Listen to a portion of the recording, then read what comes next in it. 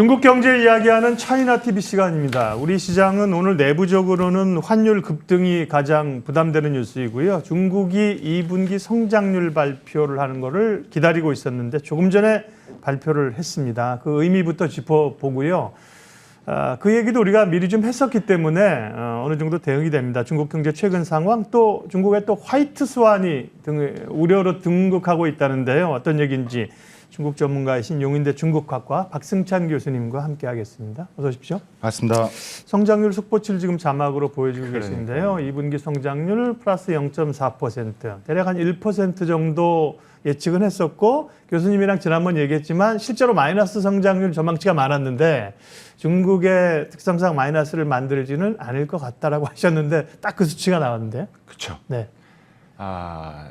좀 작업이 들어갔겠죠. 예, 그러니까 투자로서 좀 조율을 했을 겁니다. 배분을 네. 했을 거라는 이야기입니다. 예. 그래서 그만큼 상황이 우리가 이야기했다시피 제가 편 2분기로 완전히 망가졌고, 네. 그게 이제 0.4로 좀 나왔는데 좀 더 실물은 더 심각할 거라는 생각이 듭니다. 조금 보면 지금 조금 전에 나온 건데 지금 보면 0.4%인데 좀 우리가 산업 생산, 소매 판매, 그다음에 이 고정자산 투자를 또 같이 한번 보면 일단은 그러니까 산업 생산이 지금 3.9% 정도 나왔습니다. 이게 이제 조금은 이제 6월이기 때문에 6월이 이제 조금 더 상하이가 이제 봉쇄가 완화되고 조금 더 좋아졌죠. 그래서 3.9% 증가를 했고요. 소매 판매가 이제 5월달 같은 경우는 마이너스 6.7이었는데 이번에 보니까 지금 한 3.1% 나왔고, 고정자산 투자가 아직까지 뭐 생각보다는 더 많이. 근데 지금 6월 보시면 6.1%인데 이게 해서 고정자산 투자해서 저는 중국 정부가 이것을 조금은 작업을 좀 했다라는 생각이 좀 있을 것 같습니다. 생각이 있는 것 같고요. 어쨌든 예상했던 부분들이고, 우리가 지금 1분기가 4.8이니까요. 그러니까 2분기가 0.4니까 지금 올해 전망치를 하반기에서 이제 많이 끌어올려야 되는데, 이 끌어올리는 게 지금 뭐 시장 예측치가 4.1 이렇게 보는, 저는 개인적으로 한 4%는 좀 힘들 것으로 보고, 한 3.5 정도, 3.5에서 4% 이내로 지금 보고 있는 부분들이고, 그래서 지금 문제는 이제 또 지금 코로나 확진량이 또 생기고 있기 때문에 소매 판매가 더 끌어올리지 안 된다는 상황에서는 지금 답은 수출밖에 없다.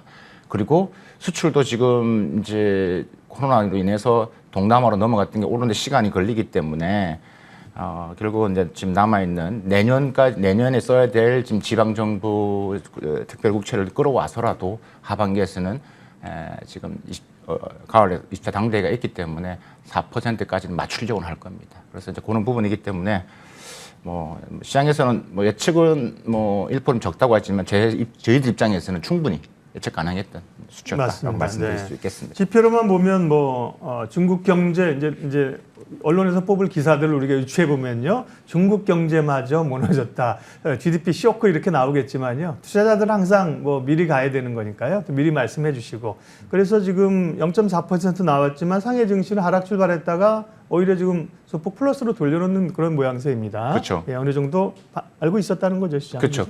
우리가 이제 그거는 시장에서 투자자들은 워낙 빠르기 때문에 예측을 했었고, 그런데도 지금 우리가 지난번 다뤘다시피 지금의 돈은 계속 지금 들어가고 있는 것은 팩트고, 그런 측면에서 접근하셔야 될 것 같습니다. 그러면 저희 원래 중국 경제 상황을 차근차근 좀 짚어보도록 하겠습니다. 최근에 이제 2분기가 사실 성장률이 안 좋을 거는 예측 가능한 거죠. 왜냐하면 봉쇄가 심했었잖아요. 봉쇄를 2달 넘게 했습니다. 네, 제로 코로나 정책 때문에.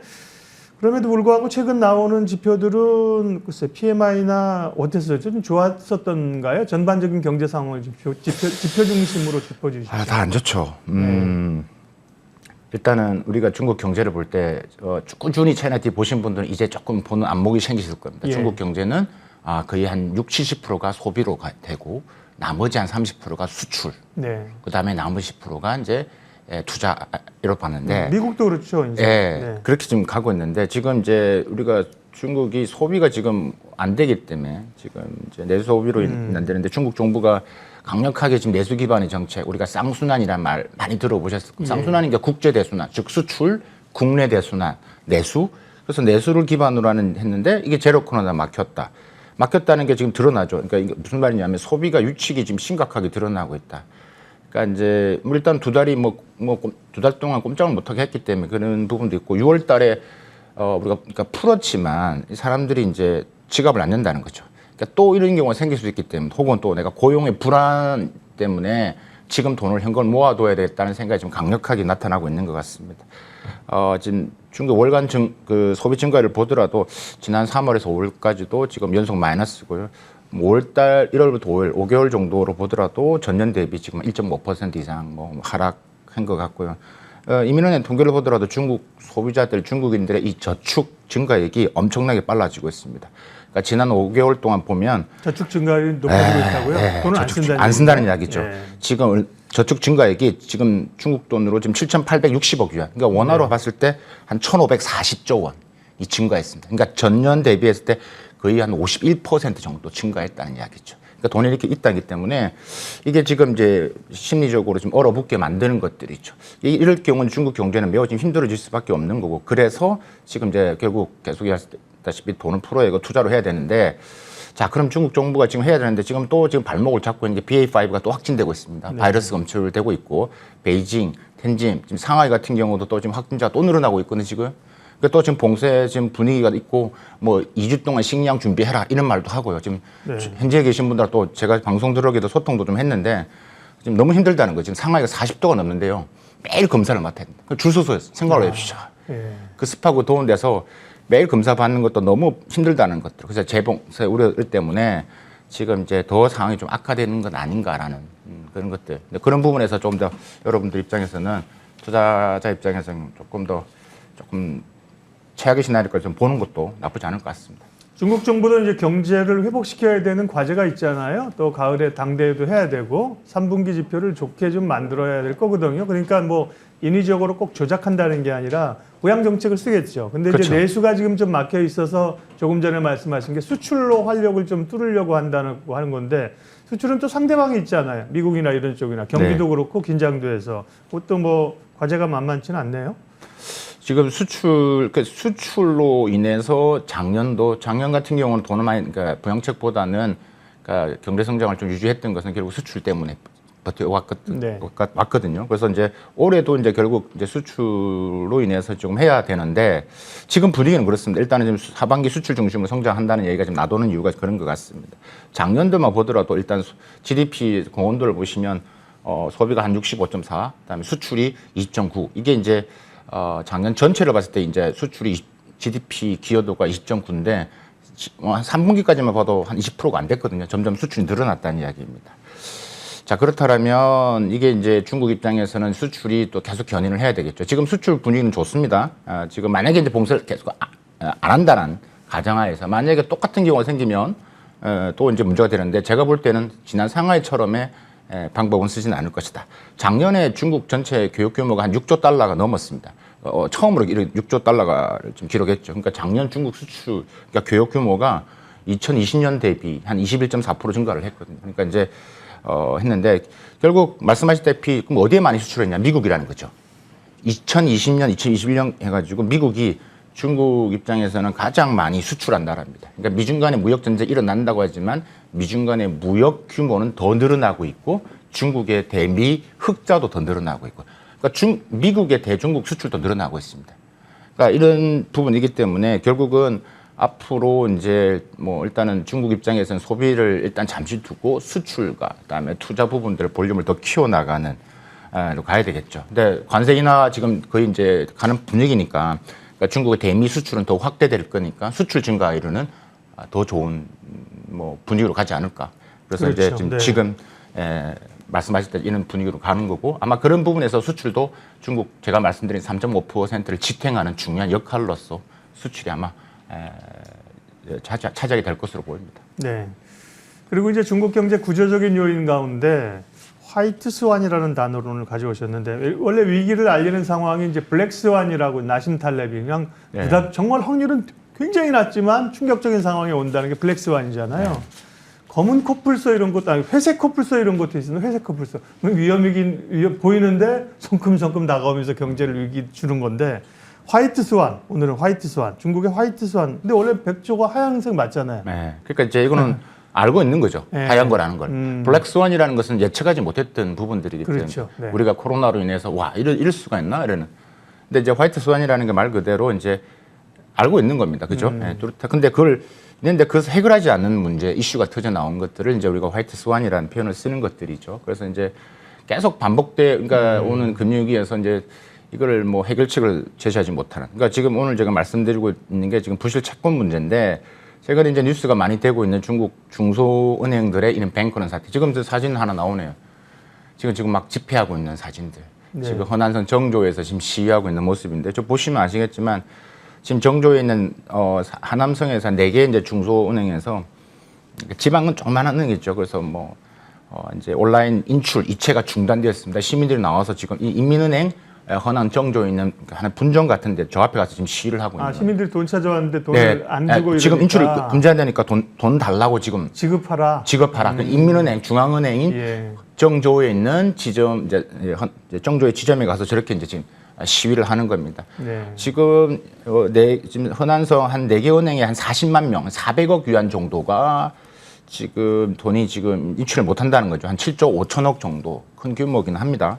그래서 지금 2~3천 명이 지금 모여서 지금 하고 있는데 허난성뿐만 아니라 지금 안희성도 지금 한 2개 중소 지방은행이 지금 이제 동결 상태고요. 지금 이체나 뭐 인출을 좀 못하게 만드는 상태인데 사실 이게 지금 이제 우리가 어떻게 봐야 될 것이냐 지금 근데 지금 뭐 지난 한 3년간 뭐 지금 이번이 처음은 아니고요. 지난 3~4년간 한 10차례 정도 이런 지방 중소기업 뱅크런 사태가 있었습니다. 근데 지금 최근에 이슈가 되면서 지금 많이 지금 뭐 국내적으로 많이 보도되고 있는 건 사실입니다. 근데 이게 이제 왜 생기느냐라고 이제 간단하게 보면 사실 좀 복합적으로 섞여 있긴 한데 뭐 당연히 이제 부실 채권 비율이 높습니다. 갖고 있는 것 훨씬 더 많은 부채를 갖고 있고요.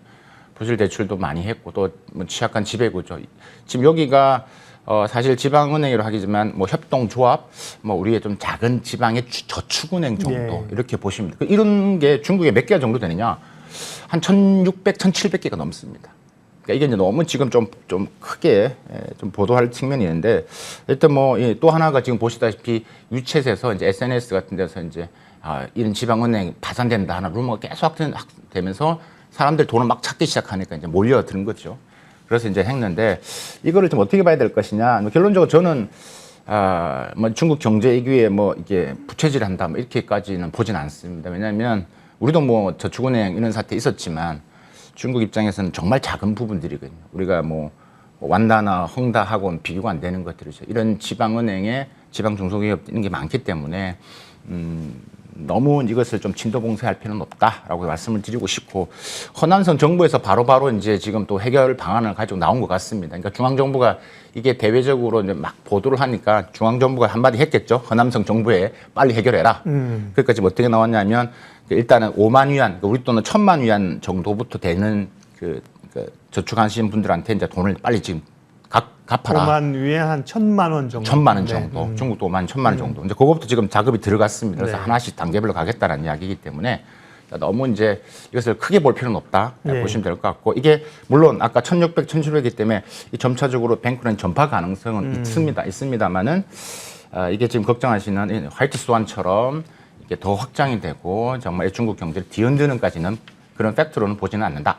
네. 말씀드릴 수 있겠습니다. 아니면 헝다 부도 났을 때도 뭐 시스템 위로 갈 것 같은데. 그러니까요. 아니라고 저희가 말씀드렸잖아요. 그러니까요. 이렇게 나름 사회주의니까 그걸 문제 덮어서 가는 거죠. 그리고 이제 우리 입장에서는 중국과의 외교적 관계도 굉장히 관심사입니다. 새 정부에서의 중국과의 위상 정립 그리고 중국의 뭐 있을 수 있는 긴장 내지는 보복 가능성. 박진 외교부 장관이 중국 가겠다고 했군요. 뭔가 좀 실마리가 풀릴까요? 다음 달이 한정수교 30주년이잖아요. 네. 그러니까 이제 행사가 열립니다. 그게 이제 뭐 서울에서는 그러니까 우리 외교부와 그다음에 중국 대사관과 해서 30주년 행사를 하고 중국에서는 중국 외교부랑 우리 한국 대사관, 주중 한국 대사관이 주최하는 행사가 있는데 그런 측면에서 이제 박진 외교부 장관이 이제 가신다는 말씀 같아요. 그래서 이제 왜냐하면 지난 7일 날 G20 그 외교장관 할 때 한중 외교장관이 만났지 않습니까? 그때 한 50분 정도 만났는데 뭐 많은 대화를 못했겠죠. 그래서 이번 30주년이니까 가신다고 하신 것 같고, 그래서 이제 그 부분에 가서 이제 조금 더 뭐 한중 관계에 대해서 좀 평등 외교, 상생 발전, 저는 뭐 이런 표현이 맞다라고 생각이 들고요. 그래서 조금 더 이제 의미 있는 한중 관계를 도출해 내겠다라는 말씀하신 것 같아요. 그래서 제 생각에는 아마도 이제 지금 한중 FTA 후속 협상, 뭐 서비스 투자 협정이 지금도 좀 정체되어 있는데 이 부분을 좀 더 이제 가속화시킨다는 측면 여기 있는 것 같고, 또 제가 지금 기억이 남는 혹은 또 인상 깊었던 것은 이번에 이제 한미일 외교장관하고 그다음에 이제 미국 자료를 보시면 이런 표현을 썼습니다. 그러니까 한미일 장관에서 그러니까 중국이 지금 우리한테 도전적인 과제다. 그러니까 이런 측면에서 삼국이 그런 관점을 공유했다. 그러니까 이런 부분에서 이제 말씀하신 게 우리 정부는 거기에 대해 중국에 대한 언급을 하지 않았다. 그래서 이런 부분도 있기 때문에 이런 부분을 들어서 중국을 존중도 하는 측면과 마찬가지로 중국도 한국을 존중해야 되는 이런 평등 외교를 강조하신 것 같고 저는 매우 맞는 말이고 의미 있는 그 코멘트다라는 생각이 듭니다. 예, 또 다음 달 또 기대가 네. 됩니다. 한중 수교 30주년 기념일이 다음 달이군요. 그러니까 올해가 30주년 되는 해라는 거죠. 8월 24일이 네. 한중 수교 30주년. 그래서 원래 수교 30주년 앞두고 희주석이 사실 한국 방문하려고 몇 번 했었잖아요. 네. 그리고 선물 보따리도 좀 있었는데 뭐 코로나 때문에 막히 없고 또 우리는 새 정부 들어서면서 이제 그런 것들은 좀 물 건너 갔습니다. 지금으로서는요. 제일 답답한 건 이제 기업들일 거예요. 그죠? 맞습니다. 기업 활동을 해야 되는데 기업들은 그런 걸 어쨌든 간에 하고 싶은 얘기 많지만 잘 드러내지 않는데 특히 최태원 회장이 중국하고의 관계 놓으면 안 된다 뭐 이런 표현을 했다고 그래요. 뭐 뭔가 이제 재계 표현을 좀 대변하는 느낌이 드네요. 솔직한 목소리죠. 네. 그래서 저도 이제 지난 방송에서 말씀드렸다시피 이렇게 기업은 이렇게 정부에서 하는 말씀을 하고 좀 속내가 많이 타거든요. 좀 그래서 이게 중국이 좋든 싫든 최 회장님 그렇죠. 말씀하신 게 중국이 좋든 싫든 큰 시장은 맞다. 우리 갈수 최선을 다해서 그 경제적인 부분에서의 영역을 또 실제적인 협력을 이끌어내는 게 맞고 여전히 그런 측면에서 우리한테는 중요한 시장이다 목소리를 하셨기 때문에 이 정치권에 좀 잘 해달라 이런 거죠. 솔직한 목 하신 거고 그래서 이제 조금 이제 우리가 이제 이런 부분에서의 지금 막 보도를 좀 하고 있는데 이제 그게 뭐 지금 대한상공회 회장도 맡고 계시지 그렇죠. 않습니까? 예. 이제 그런 대변하신 거다 생각이 들고 사실 좀 이 그러니까 우리가 좀 탈중국 이야기, 혹은 글로벌 탈중국 이야기를 조금 더 좀 들어가서 봐야 되는데 사실 우리가 좀 탈중국 이야기하는 혹은 배경에는 뭐냐면 28년 동안 우리가 뭐 무역 흑자를 보다가 지금 한 최근 2달 정도 이제 적자로 돌아섰습니다. 그래서 그런 것 때문에 지금 배경이 된 것 같은데 뭐 그 수출 배경은 뭐 저는 뭐 나오다시피 한 2가지 정도. 그러니까 중국 산업 기술력 경쟁, 시장 급변에 따라서 우리가 좀 잘 따라가지 못하는 측면, 그다음에 한중 간의 이 무역 구조가 가공무역 형태, 즉 중간재 대중 수출 구조에서 아직까지 벗어나지 못하고 있는 측면. 이게 무슨 말이냐면 우리가 지금 소재 부품 장비 중간재가 한 88% 정도가 지금 수출하는데 그게 확 떨어졌습니다. 그러니까 2017년도 기준을 보면 중국이 우리나라에서 있는 중간재 수입하는 비중이 한 50.3%였는데 뭐 작년 기준으로 봤을 때 한 21.7% 좀 많이 떨어졌죠. 그러니까 이런 것들이 큰 거고요. 그러면 전반적으로 다 그럼 탈중국 됐냐? 실제는 그렇지 않다. 간단히 말씀드리면 2021년도 지금 중국의 외국 기업이 투자한 기업이 한 6만 1,000개 정도 됩니다. 6만 1,000개 되는데 그 중에서 좀 자세히 들여다보면요. 외국 투자 기업 6만 1,000개 중에서 한 91% 이상이 다 제조가 아니라 3차 서비스 산업입니다. 그러니까 금융 쪽도 많고요. 그 과학, 기술 서비스 사업으로 지금 투자를 하고 있고, 좀 국가별로 봤더만 이 독일이 전년 대비 제일 많은 투자를 한 것 같고요. 그 다음에 한국도 투자했습니다. 투자 안 하는 거 아닙니다. 제가 쭉 계산을 해보니까 2019년부터 작년까지 우리나라 기업이 한 2,000개 기업들은 계속 지금 투자를 하고 있다. 근데 그 분야가 우리가 아는 제조가 아니라 다른 분야로 가고 있기 때문에 조금 더 우리가 좀 냉정하게 팩트를 보고 여전히 중국 그런 시장으로서 우리가 접근하고 활용하는 지혜가 좀 필요하다. 그래서 그런 측면에서 이번 최 회장 말씀에 나름의 의미가 있다라는 말씀을 드리겠습니다. 오늘 중국이 2분기 성장률을 조금 전에 발표했기 때문에요. 그 얘기를 중심으로 해서 중국 경제 상황들 차이나TV에서 점검했습니다. 용인대 중국학과 박승찬 교수님 함께했습니다. 고맙습니다. 감사합니다.